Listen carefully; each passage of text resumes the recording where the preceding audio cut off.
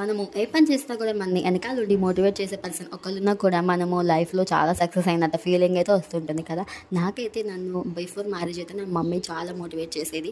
ఇంకా నాకు ఏ పనిలో అయినా సరే నన్ను బాగా ఎంకరేజ్ చేసేది. నాకు ఇప్పుడు మ్యారేజ్ అయింది కదా, ఇంకా ఆఫ్టర్ మ్యారేజ్ అయితే నా హస్బెండ్ నాకు ప్రతి విషయంలో ప్రతి పనిలో అయితే సపోర్ట్ చేస్తూ ఉంటారు. నాకైతే ఇప్పుడు నాకు యూట్యూబ్ ఛానల్ నేను స్టార్ట్ చేసి దగ్గర దగ్గర 1 year అయితే అవుతుంది. ఈ 1 yearలో నాకు మా హస్బెండ్ అయితే చాలా మోటివేట్ చేస్తూ ఉంటారు. కొత్త కంటెంట్ పెడదాం, బాధపడుకో అని చెప్పేసి అంటూ ఉంటారు. నాకైతే ఒక్కోసారి వ్యూస్ కూడా రావు.